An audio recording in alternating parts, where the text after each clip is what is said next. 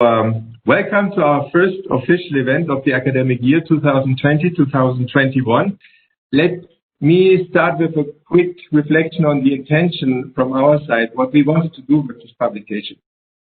2020 marks the 40th anniversary of this so-called Brandt Report, the report being written by an international commission with a special focus on global North-South relations. Now, after 40 years, we wanted to look back at this report. We wanted to see a little bit or understand better the legacy of this report.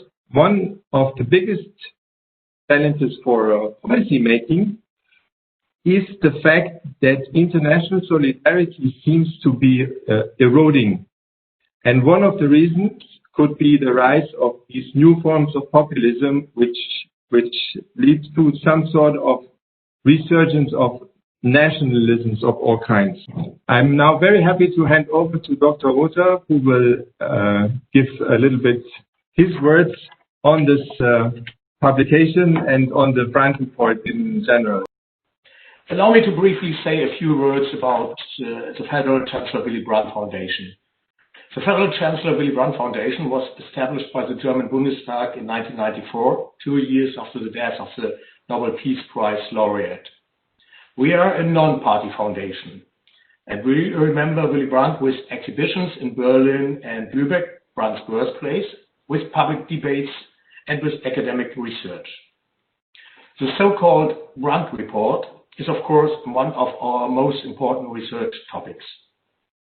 The Brandt Report came untimely, it had its deficits, but until today, Paul Wilkinson's statement in his very short introduction to international relations remains true. The Brandt Report was the last really serious effort at designing a comprehensive international development strategy. And now, the virtual floor is open for Professor Solveig Richter. She will moderate the next panel, the launch of the new book on policy innovations 40 years after the Brandt Report. Please, Professor Richter.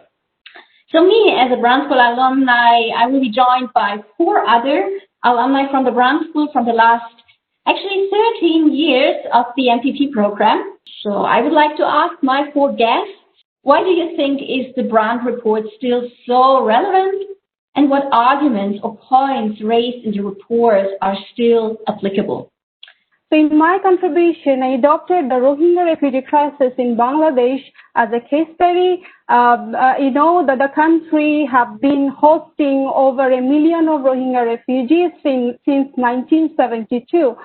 One of the critical aspects Brandt repeatedly focused in that Brandt Commission report, and I also highlighted in my study, is the concept of mutuality of interest between the global North and global South. So against this backdrop, I argue that the humanitarian actors from the global South should be seen as an equal partner, not only the implementing body.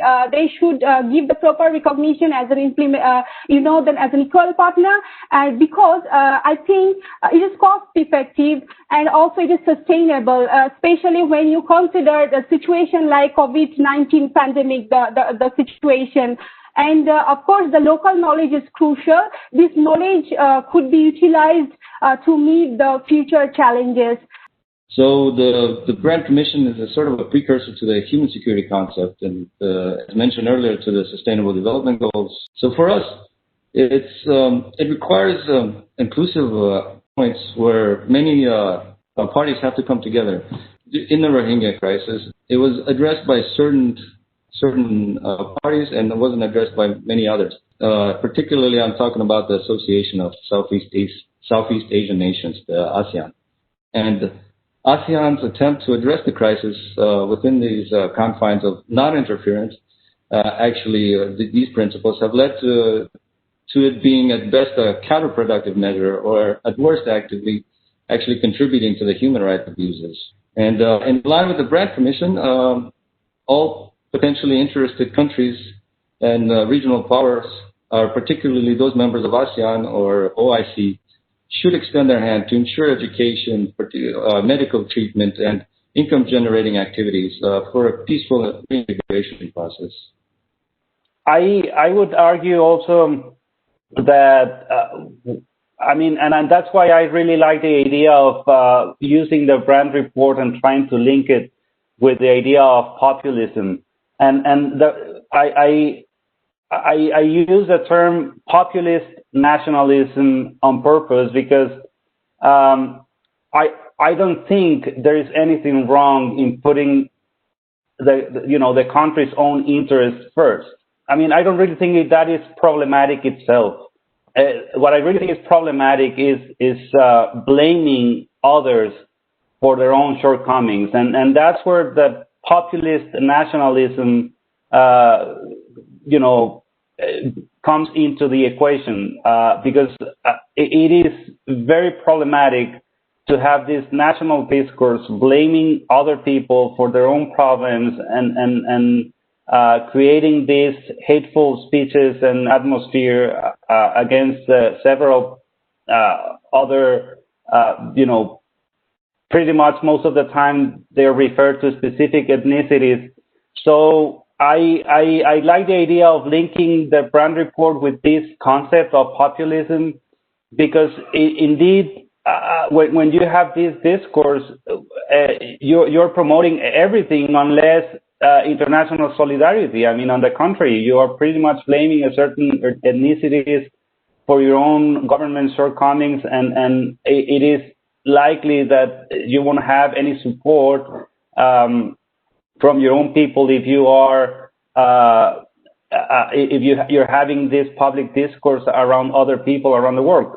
I think it's really difficult to pick up one main point in the whole report, so I will focus in one that I feel impacts even my daily life. So it is how the report advocated for a citizen-oriented approach to any development strategies. The way I see it, it means that we need to hear the citizens. They need to have their voice heard in this global agenda. And this was something put on the report 4 years ago, and I think it is still relevant nowadays. And different solutions have been proposed. One is information technologies, for instance, Twitter, which is the one I chose to study for my research. In any decisions that we want to take, we need to listen to those who will be affected. We need to listen to those that we are working for, but not only listen to them and consider it, but also bring them to the table, bring them to develop their strategies with us. This will be the only way actually to reach the best possible solutions and make the difference that we intend to. Thank you a lot. And before we move on to our questions and answers session, I would like you to fill spontaneously one sentence. The Brandt Report gives me hope that the world will change to better because. I think because it highlights that it is in the best interest of both North and South countries to cooperate. Because it calls on each and every one in terms of state, regional, non-governmental, governmental organizations to do their part with regards to basically hold each other accountable and to make sure that we take care of each other. Because I think it talks about the fair responsibility sharing, the fair sharing of the responsibility. It had a spirit, and that is positive, and it puts all the stakeholders in an even platform. Because we will be facing together both the old and the new challenges that are to come. Let me thank also from my side the four panelists for being excellent panelists, for bringing so much input, not only on paper, but really also during this discussion now. And I really enjoyed being your moderator. Raphael, the floor is yours. Thank you very much, Solveig, and thank you all the panelists. Thank you for insights, and also thank you for writing the articles, which, this part is an interesting one, but writing the articles is the real deal. So thank you very much to the panelists, to Solveig, to everyone who has been part of this exciting publication, and I hope it will have some sort of impact in our community.